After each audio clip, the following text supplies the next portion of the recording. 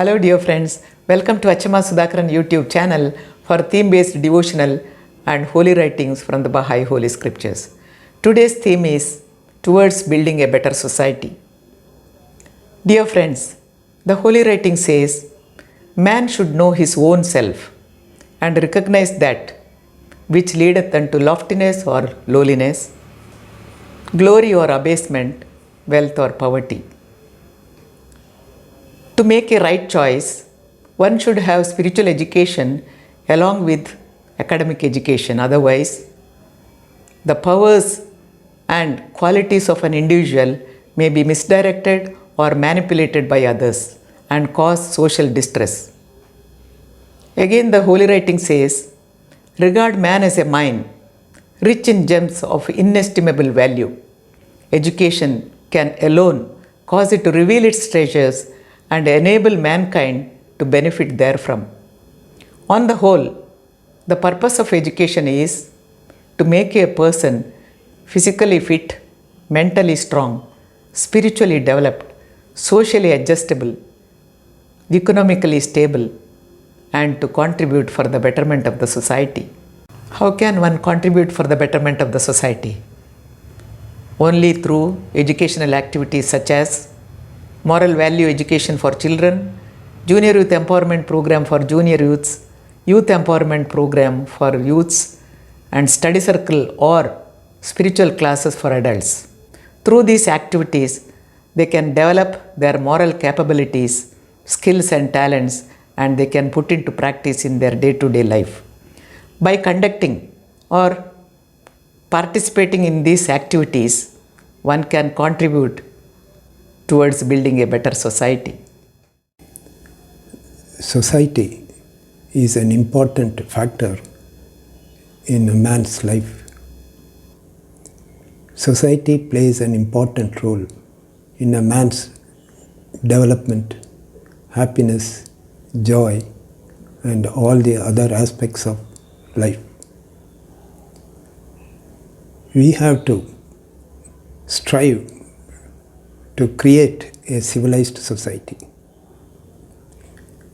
For a civilized society is the crown of human evolution.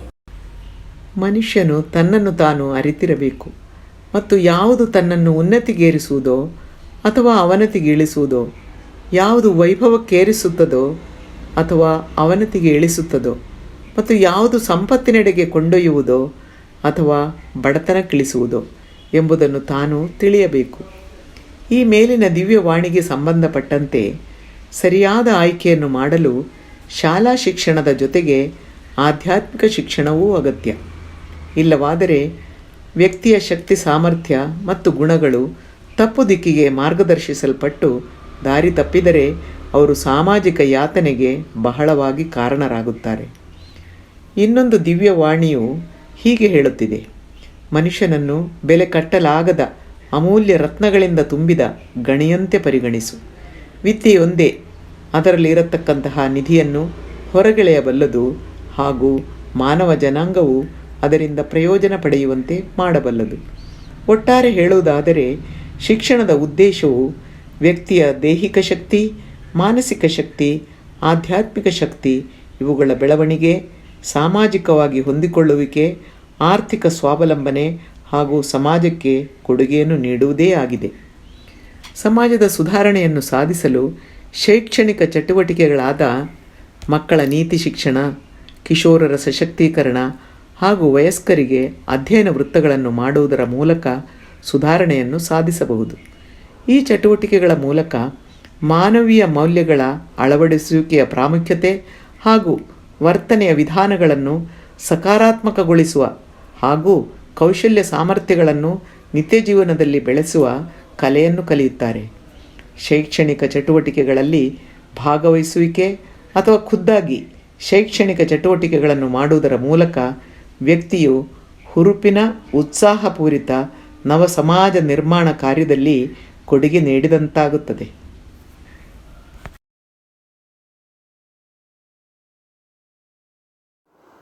O my God, aid thou thy servant to raise up the word and to refute what is vain and false, to establish the truth, to spread the sacred verses abroad, reveal the splendors, and make the morning's light to dawn in the hearts of the righteous.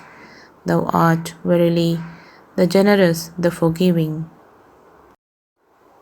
ಓ ನನ್ನ ದೇವರೇ, ನಿನ್ನ ಸೇವಕರು ನಿನ್ನ ನುಡಿಯನ್ನು ಉನ್ನತಿಗೇರಿಸುವಂತೆಯೂ ವ್ಯರ್ಥ ಮತ್ತು ಮಿಥ್ಯವಾದವುಗಳನ್ನು ಖಂಡಿಸುವಂತೆಯೂ ಸತ್ಯವನ್ನು ಸ್ಥಾಪಿಸುವಂತೆಯೂ ನಿನ್ನ ಪವಿತ್ರ ವಚನಗಳನ್ನು ದೂರ ದೂರದವರೆಗೆ ಪಸರಿಸುವಂತೆಯೂ ನಿನ್ನ ಭವ್ಯತೆಯನ್ನು ಪ್ರಕಾಶಪಡಿಸುವಂತೆಯೂ ಹಾಗೂ ಧರ್ಮಶೀಲರ ಹೃದಯಗಳಲ್ಲಿ ಪ್ರಾತಃ ಕಾಲದ ಬೆಳಕು ಗೋಚರಿಸುವಂತೆಯೂ ನೀನು ಸಹಾಯ ಮಾಡು.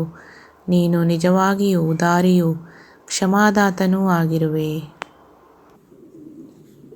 Regard man as a mine, rich in gems of inestimable value.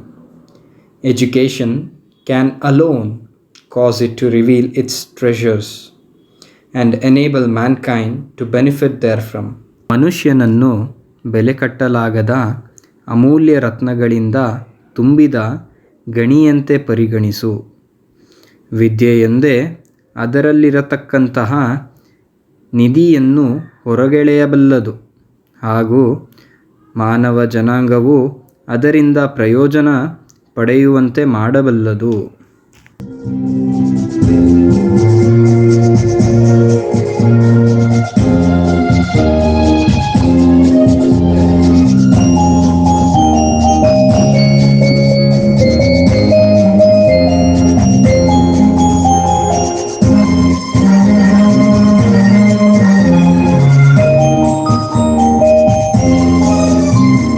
ಸಮಾಜದೆಲ್ಲೆಡೆ ಎಲ್ಲರ ಪ್ರೀತಿಯ ಜನತೆಯ ಸೇವಕ ನೀನಾಗು.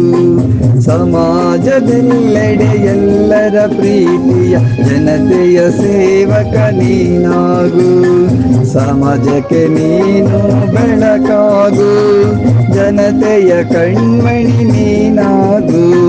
ಸಮಾಜದೆಲ್ಲೆಡೆ ಎಲ್ಲರ ಪ್ರೀತಿಯ ಜನತೆಯ ಸೇವಕ ನೀನಾಗು.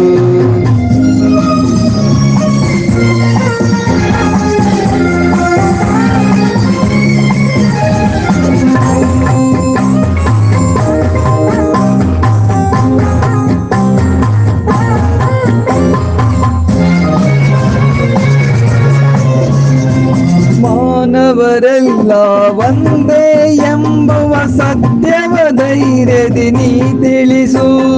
ಮಾನವರೆಲ್ಲ ಒಂದೇ ಎಂಬುವ ಸತ್ಯವ ಧೈರ್ಯದಿ ನೀ ತಿಳಿಸು. ಇಡೀ ವಿಶ್ವದಿ ನವನಾಗರಿಕತೆ ಬೀಜುವ ಬಿತ್ತುತ್ತ ನೀ ಸಾಗು. ಮೌಲ್ಯಾಧಾರಿತ ಸಮಾಜ ಕಟ್ಟಲು ಗುಣಗಳ ನೀನು ಅಳವಡಿಸು. ಗುಣಗಳ ನೀನು ಅಳವಡಿಸು.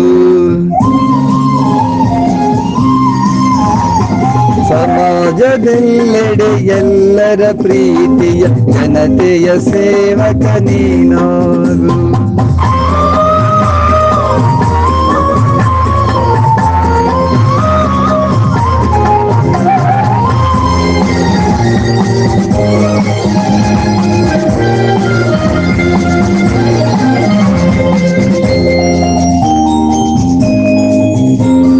ನೈತಿಕ ಉನ್ನತಿ ನೀ ಗಳಿಸು. ಉನ್ನತಿಯತ್ತ ನೀ ಸಾಗು. ನೈತಿಕ ಉನ್ನತಿ ನೀ ಗಳಿಸು. ಉನ್ನತಿಯತ್ತ ನೀ ಸಾಗು. ಅಬ್ದುಲ್ ಮಾದರಿ ಪುರುಷ ಆತನ ನೀನು ಅನುಸರಿಸು. ದಿವ್ಯ ಬಹಾರ ನೂತನ ವಿಶ್ವವ ಕಟ್ಟಲು ನೀನು ಅಣಿಯಾಗು. ಕಟ್ಟಲು ನೀನು ಅಣಿಯಾಗು. ಸಮಾಜದೆಲ್ಲೆಡೆ ಎಲ್ಲರ ಪ್ರೀತಿಯ ಜನತೆಯ ಸೇವಕ ನೀನಾಗು. ಸಮಾಜಕ್ಕೆ ನೀನು ಬೆಳಕಾಗು. ಜನತೆಯ ಕಣ್ಮಣಿ ನೀನಾಗು. ಸಮಾಜದೆಲ್ಲೆಡೆ ಎಲ್ಲರ ಪ್ರೀತಿಯ ಜನತೆಯ ಸೇವಕ ನೀನಾಗು. Thank you for watching and listening this video. We will come next week with a new video and with a new theme. Be happy and be joyful.